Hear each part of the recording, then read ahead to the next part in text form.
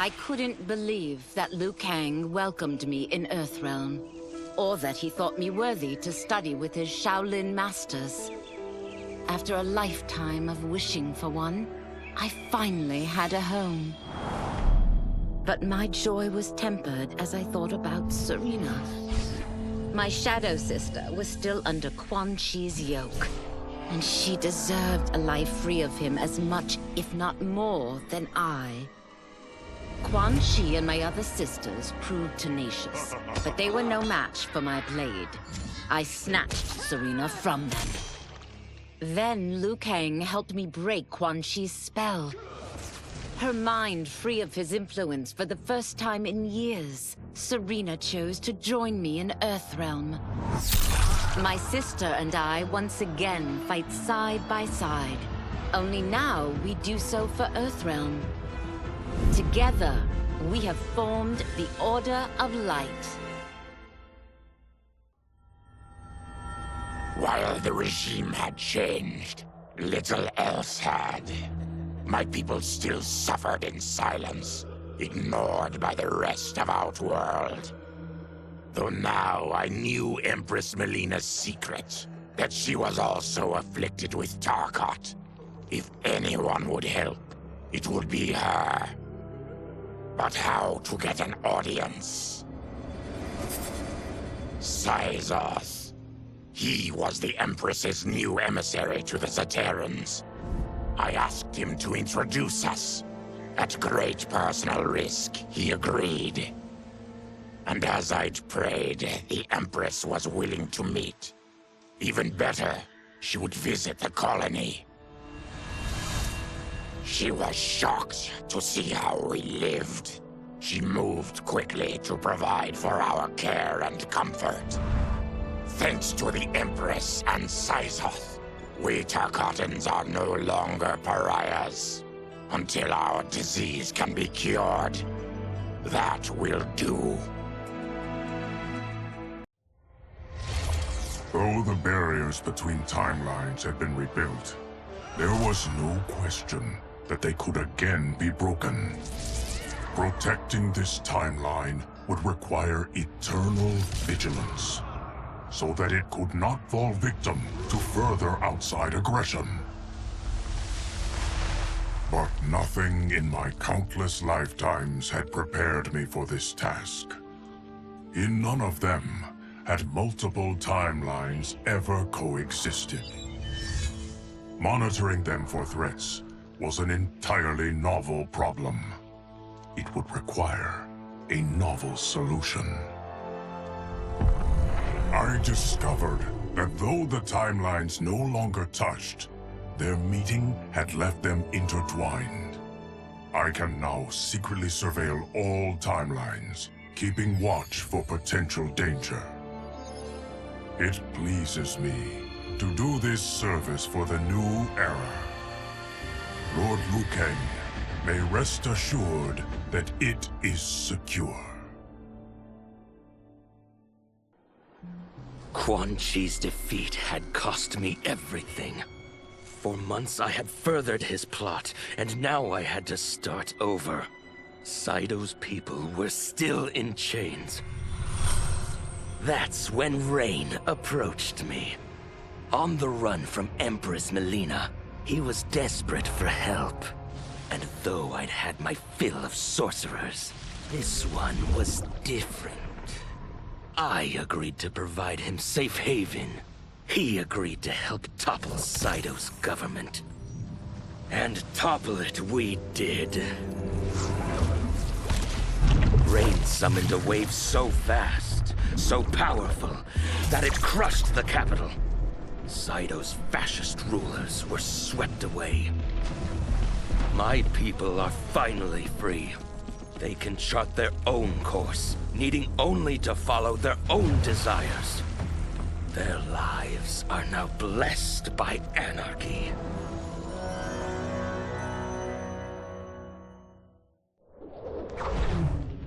Since this whole thing kicked off, I'd wondered why Liu Kang chose me to be a champion.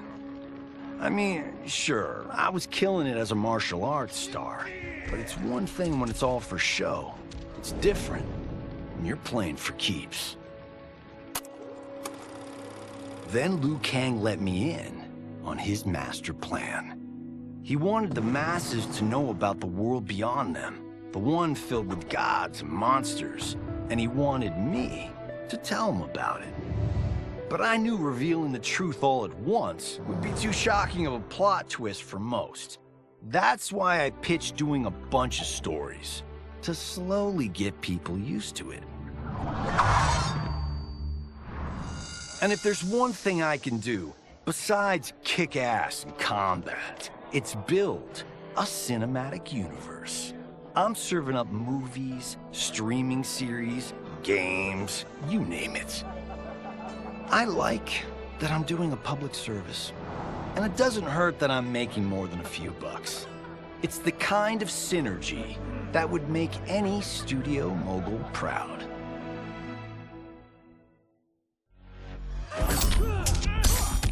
I wasn't looking for allies against the Yakuza, but I found one in Special Agent Jackson Briggs.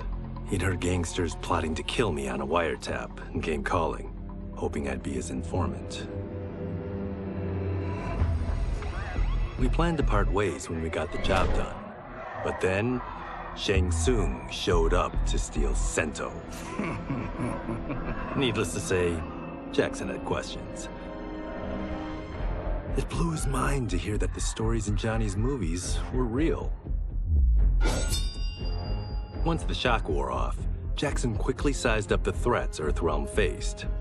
To deal with them, he got his bosses at the FBI to form the Outworld Investigation Agency. When he asked me to sign on, I hesitated. After all, me? A government agent?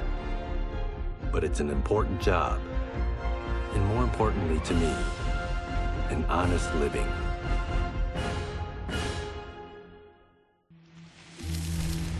General Shao's revolt left Outworld's armies in tatters. We were vulnerable to enemies both foreign and domestic. That's why my sister asked me to take command, to stitch her military back together and purge Shao's loyalists within it. She trusted only me with the task. The soldiers, however, had little faith. They thought me a spoiled dilettante, unprepared and unfit to serve. That I could fight mattered little. All that mattered was that I wasn't one of them. I finally earned their loyalty by orchestrating an epic victory over Shao and his rebels. Though the general himself escaped, his forces were smashed. For as long as I am able, I will lead the Empress's armies in defense of Outworld. Through strength, we will achieve peace. It was inevitable that the Shaolin Masters had me join them. They knew just how much future initiates could learn from me. Shujinko was one of my earliest. His ability to absorb anyone's powers and skills was amazing. With the right training, he could become our greatest champion. I knew that I alone could give it to him. But as his proficiency grew, so did his ego. In love with himself and his power, Shujinko became a threat to the realms.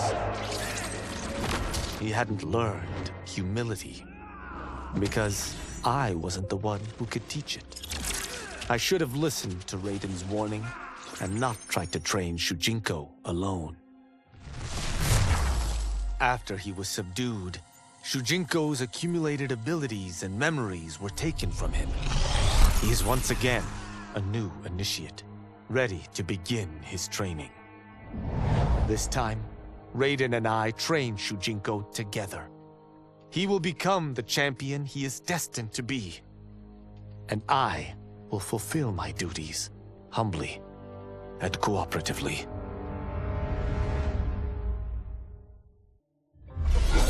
As her reign began, Empress Melina faced many challenges. To meet them, she turned to the people she trusted. Her sister to lead her army, and me to lead her Imperial police. Though I missed Empress Sindel dearly, I was glad my ties with her family had been mended. But while it was an honor to be made responsible for Outworld's internal security, I soon realized accepting the appointment was a mistake. I'm not cut out to be a bureaucrat, nor am I patient enough to navigate the Imperial Court's politics. I was at my best patrolling Sundo's streets, when I could feel the city's pulse and serve and protect its citizens directly. That's why I resigned my post and resumed my role as Sundo's first constable. I end each day knowing I've made a difference.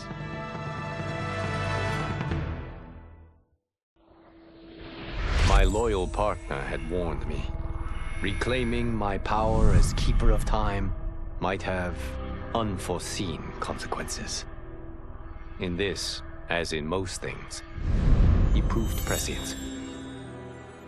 The process I had undergone did irreparable harm to my body. Taking back my power had cost me my immortality. While my lifespan would still stretch across eons, I would one day perish. And if the war with Titan Shang Tsung taught me anything, it is that this timeline is not safe without a protector. Yet I had never given thought to choosing a successor. Who is it that could replace me and protect my new era? The answer, of course, is Geras. Tireless and meticulous, he is perfectly suited to be entrusted with this grave duty. And no one knows better the temptations of the hourglass. I have no doubt he will be above them. Though worried about how the public might react, I met with Baraka to discuss his Tarkatans. Speaking from his heart, he moved me. I agreed to visit his colony and see how his people lived. The conditions were atrocious. This was one of my mother's few mistakes. Like all Outworlders, she treated Tarkatans with scorn. What they deserved from us was compassion. And the only way to get it for them was to reveal my affliction. To show all my subjects that even an Empress could get Tarkat. The scandal my revelation caused was intense. But with the help of Kitana and Tanya, I emerged from it a stronger Empress than ever. My honesty, empathy, and resolve won over my remaining doubters. There is no longer any question that I am fit to lead the Empire. Quan Chi's plot collapsed. Along with it, my plan to secure new beings to feed my starving people. Because I'd advocated for partnering with him, I was held responsible. If I didn't seize for Viternus' new feeding grounds, the Coven would banish me. But then, I had a revelation. I didn't need to conquer realms to feed my people. I simply needed to capture enough beings to breed them. Once they multiply, Viternus will have a limitless, renewable source of food. And I only need a few thousand to start. A number so small compared to the billions in the realms that no one will notice as people go missing. But it will be more than enough to establish our breeding stock and feed a ravenous Viternus.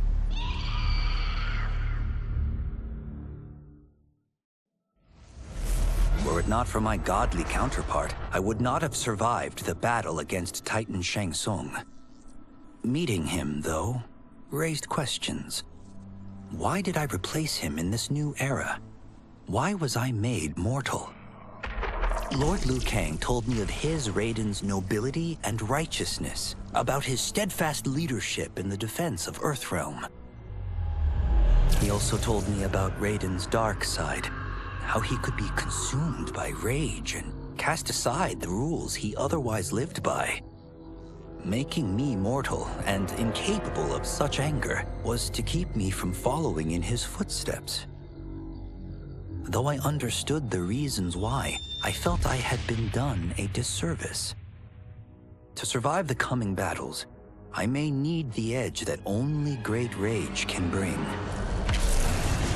As the Shaolin couldn't aid me, I sought out someone who could. Someone to stoke the fire within me and teach me to master it. For this, I could have no better teacher than the Shirai Ryu's Grand Master. To elude capture by Empress Melina, I joined Havoc's crusade in Saido. There, I summoned more magic than I thought possible, and drowned out the old regime. Havoc's longed-for anarchy had been achieved. He was more than satisfied. But I was left empty and broken. Had I been satisfied as Outworld's High Mage, not let myself be tempted by Shang Tsung, a great city would not now lay in ruins. I've caused devastation, ended thousands of lives, all because of my blind ambition. I've betrayed my oath, my sovereign, and my realm. These high crimes merit punishment, and I'll accept whatever the Empress gives me. My only ambition now is to one day be forgiven.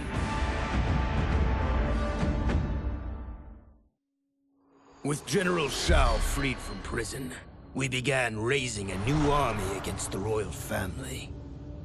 Though many were eager recruits, few were good at soldiering. It was so bad, the general was forced to change tactics. He decided that we needed a doomsday weapon. That weapon isn't a thing, though. It is a monster. Onaga, the Dragon King. The general told me the old legends were true, that his ancient ancestor defeated Onaga, trapping him deep inside Mount Sagan. The Dragon King is still there today, his pent-up fury waiting to be unleashed. Because Onaga is so dangerous, the general wouldn't risk trying to tame him before. But now, he feels we have no choice. Though I likely won't survive, I accept this mission gladly. I can think of no greater honor than to give my life in the general's service. After fleeing Outworld, I hadn't expected to return. But then, I also hadn't expected the new Empress to make me an offer I couldn't refuse. To thank me for helping stop General Shao's rebellion, she asked me to be her emissary to the Zaterrans. Going home, bearing the seal of the royal house, I would show, once and for all, that my mutation wasn't to be feared. That it wasn't a source of shame. To my surprise, I was welcomed. But those warm smiles hid a dark secret. I stumbled upon a trove of official records, which showed that my shape-shifting ability isn't unique. Many Zaterrans are born with it, but are killed by their government to keep it from spreading. Who started this barbaric policy? Who is now enforcing it is unknown. But I will find out.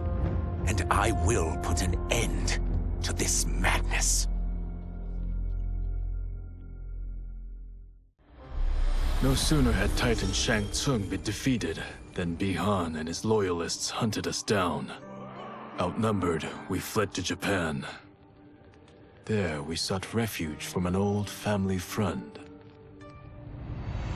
As children, we played together, But Harumi Shirai was a woman now, the head of her clan. Her strength, beauty, and intellect awed me. Also incensed by Bihan's betrayal, Harumi agreed to help me forge a new clan, one that would stand against him and defend Earthrealm. Her aid proved invaluable, and as time went on, we grew closer. To honor Harumi and pay respects to my new bride, I named the clan after her, calling it the Shirai Ryu. Now the battle against my brother begins in earnest. The Shirai Ryu won't rest until Bihan is defeated and the Lin Kuei's honor restored.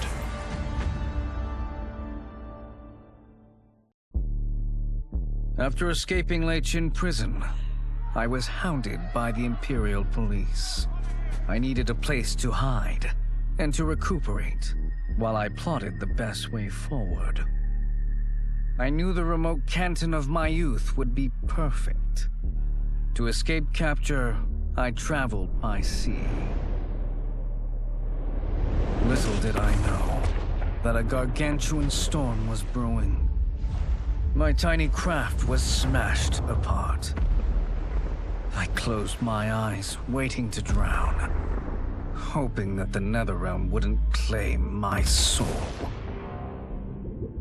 But when I reopened them, I found myself not in hell, but on a deserted island. From its ruins, I could tell that great sorcerers had once lived there. In the caves beneath the ruins, I found what I can only describe as a well of souls. Once I learn how to wield its power, I will become invincible.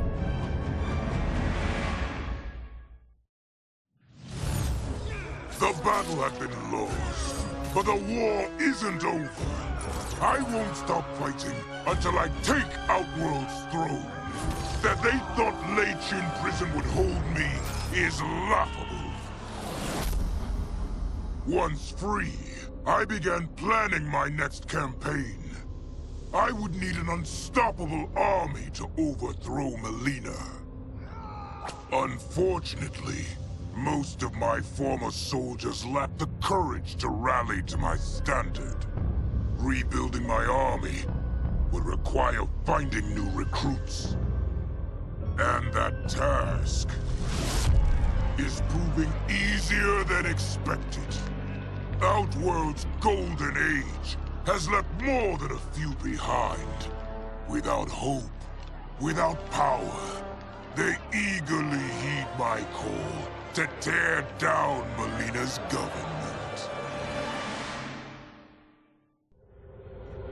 As the darkness enveloped me, I took a long last look at my family. I did not expect to see them again until their souls joined mine in the living forest. But miraculously, my beloved husband delivered me from oblivion. Though he couldn't save my body, Jared had preserved my soul. Like him and countless others, I am now a part of Ermac. Yet ours is not a peaceful repose. The collected souls within Ermac have their own needs and agendas. Before we can speak as one, we must first reach consensus. I had thought, as the former rulers of Outworld, I and Jared would hold sway. But here we are, two souls among many thousands, fighting for the right to be heard. And if there is one thing we do well together, it is fight. We will win the right to govern Ermac as we once had governed Outworld. And we will rule for the benefit of all. Kuai Liang and I were working hard to build our new clan. But even with the help of his close friend Harumi, it was difficult. The biggest problem was finding the right initiates. Then, one night, while walking outside Harumi's compound, I was attacked. I thought at first it was a Lin Kuei assassin, but his strikes were too uncertain, too angry. My attacker, it turns out, was a boy. Homeless and hungry, his assault was born of desperation. He needed money so that he could eat. It was like looking at myself 15 years ago. I would have ended up just like him if the Lin Kuei hadn't taken me in. So I took the boy to Kuai Liang, who also appreciated his fire. We made him our first initiate. The boy's name? Hanzo Hasashi. I had broken the Lin Kuei free of Liu Kang's enslavement. We were now masters of our destiny, and could take our place among Earthrealm's great nations. But taking and holding territory would require a vast army. I needed more fighters to make our presence felt. Then I recalled Shang Tsung's dragon warriors. An army of them would be unstoppable. But trafficking in such strong magic would surely draw Liu Kang's attention. Sector advised that we avoid detection by building our army using science, not sorcery. We've invested much into this endeavor, and we are beginning to see results. Once again proving the depths of Sector's genius. When we are done, all of Earthrealm will honor our desires and heed our demands. If not, they will face the Lin Kuei's wrath. Until recently, I hadn't met Li Mei, but I had heard the stories. How the Umgadi's matron superior blamed her for not preventing Emperor Jared's murder. How she quit in disgrace rather than accept punishment. But those stories didn't fit the woman I now knew. Li Mei would never have been so negligent. Eventually, I uncovered the truth. The failures and mistakes which led to the Emperor's murder, they resulted from poor decisions made by the matron superior themselves. They made Li Mei their scapegoat. When the Empress found out, she wanted the Umgadi disbanded. But I convinced her that it could be reformed. To make sure it did, she put me in charge. I am humbled by this sacred responsibility. The Umgadi, my sisters, they are my life. I will not let them be brought down by the acts of a selfish few. Desperate to avoid defeat, Titan Shang Tsung had stolen me from my timeline to set me against Liu Kang. He assumed a Viltrumite would shift combat in his favor. Shang Tsung was right, of course, but he was blinded by ambition and failed to consider that my only true loyalty is to the Viltrum Empire. In my home timeline, my mission to pacify Earth for Viltrum had been left incomplete. I thought I could redeem myself by delivering this new timeline. New realms, new species, all ours for the taking. For a few years, annexing realms satisfied the Empire's hunger for conquest. But my people have excellent memory. I knew sooner or later we would return to our own timeline, to Earth, to finish my original mission. I only hope my son has had time enough to prepare.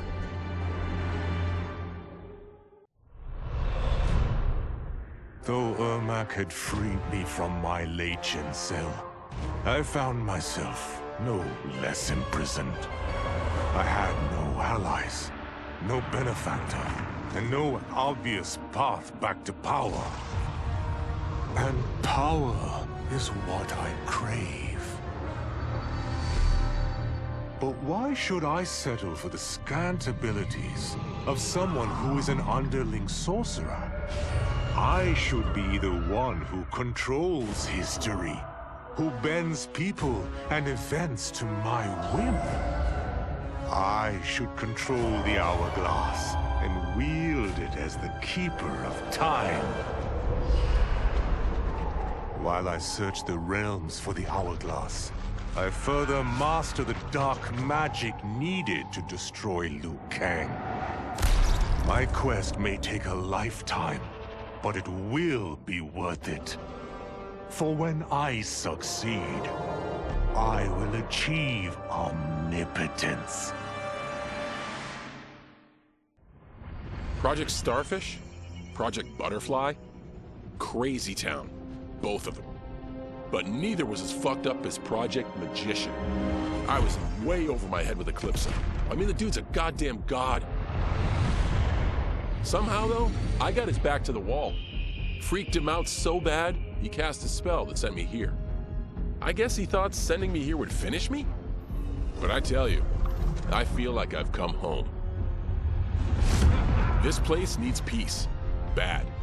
And like me, folks here will do whatever it takes to get it. So bring on Shao, Reiko, and those dickhead sorcerers. I'll drop them all first chance I get. For a moment, Jared took control. We fixed the damage which had allowed him, and reimposed our collective will.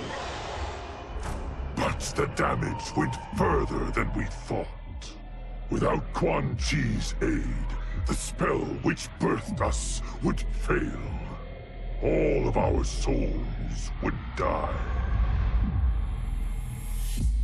We freed the sorcerer from captivity. But after healing us, he betrayed us. He schemed to make us his slave once again.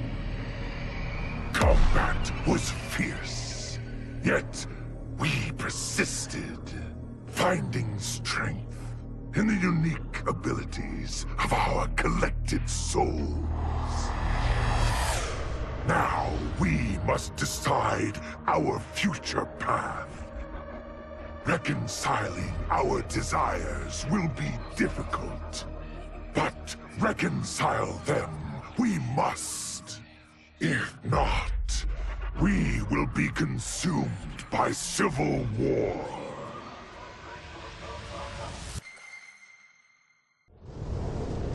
How many times have I saved them? I give and give and give, but no, I laser a few measly, innocent bystanders, and suddenly they're all, "What have you done for me lately?" I guess they forgot there's only one true justice in this world. Me. But of course, that was before things got weird.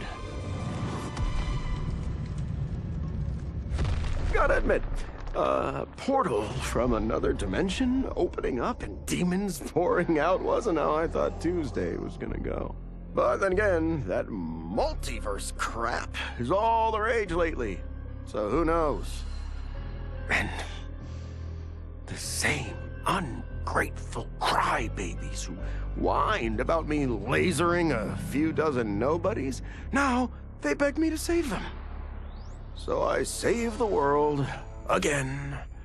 I mean, it's my world. Can't let a bunch of demons disrespect me.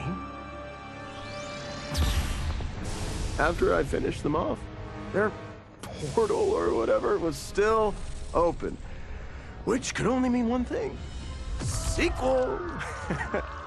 I went in the damn glowy hole, and what did I discover? Another realm with a tournament where gods and monsters fight to the death. It was like Vauntland, but just for me. Honestly, I only wish I'd known about this place sooner, because I've had the time of my life.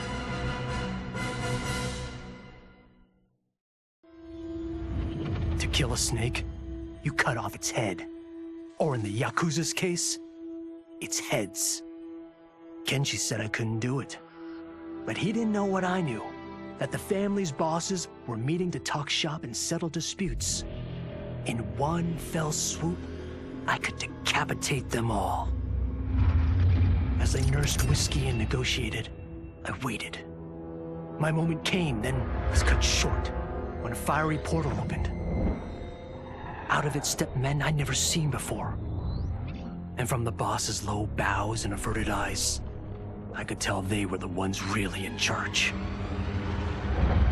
Listening in, I learned they run the Red Dragon, an ancient clan secretly behind all of Earthrealm's crime families.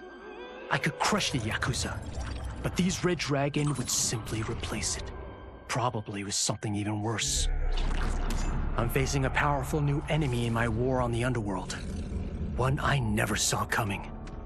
And I've got to finish them. Or die trying. Though Kuai Liang had accepted me as a Shirai Ryu, many of his warriors could not. The bloodshed at the wedding had left many injured and scarred. Their hearts understandably simmered in bitterness. It boiled over one day as we trained. A push became a shove, and suddenly I was fighting for my life. After he intervened, Kuai Liang banished the instigators. It made me ill, how my presence was disrupting the clan. It was no way to repay Kuai Liang's mercy. So, I offered to resign, and asked for those who attacked me to be reinstated. But instead of ending my time with the Shirai Ryu, my gesture heralded a new beginning. It gave those still resentful of me pause, enough for them to permit me a fair chance to prove myself. Given the circumstances, it is all I can ask.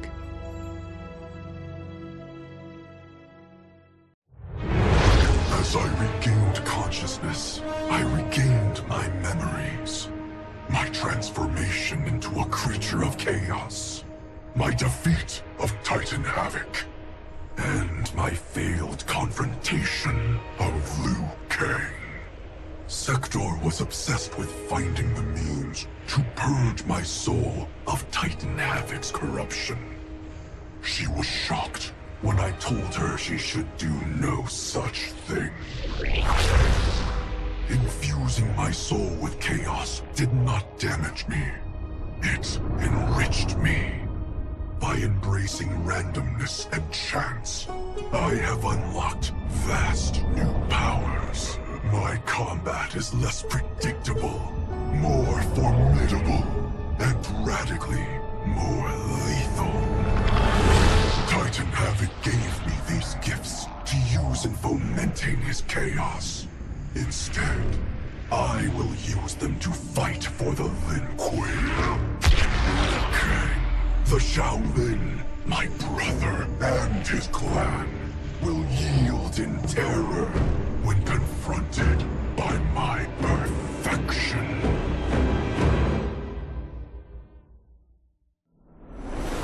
Though I had returned to the temple after Titan Havoc's defeat, I remained livid. Livid with Bihan's foolishness, Kuai Liang's betrayal, and Cyrax's defection to his Shirai Ryu. So when Quan Chi arrived to parley, offering to eliminate the upstart clan, I listened. For his services, Quan Chi asked that I retrieve an amulet that was locked away in the Temple of the Elements. No small task, given its wards and guardians. But one worth undertaking, if it would finish the Lin Kuei's rivals. But before I could find the amulet, I found Bihan. There he was, imprisoned and forgotten, when Liu Kang had promised to restore him. As I rescued Bihan, all thought of retrieving Quan Chi's treasure was quickly forgotten. I will never forgive Liu Kang for this betrayal, that he is a god will not stop me from seeking vengeance.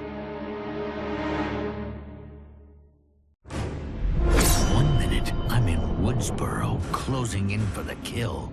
Then the next, somehow, I'm here. How did it happen, and why? Don't know, and I don't care. What I do know is I'm gonna sink my teeth into this plot twist. But people here don't know me. And if I'm gonna relish making mayhem, I need 'em fucking scared. Live streaming some kills will do the trick. The shredded flesh and splattered blood will go viral. And that's when the fun really begins. I can't wait to start stacking bodies, to see the eyes go dark as they die. I do this right, someone will want to turn it into a video game. And they say I'm a psycho. From the time he encountered the mysterious Yorg Kosha, my master has known other worlds and other planes exist. Long has he dreamed of visiting them and availing himself of their pleasures. So when he learned that one of these worlds faced an unimaginable evil, he did not hesitate to heed its call for aid. But even his wildest imaginings could not prepare him for these gigantic, hideous beasts. If not annihilated, they would consume this world. And after that, fill their bellies with ours. Pleased with his new allies, and eager for the adventure this new world afforded, Conan chose to stay here once the battle was won. Many wars did he fight. Honor and fear were heaped upon his name. In time, it became legend.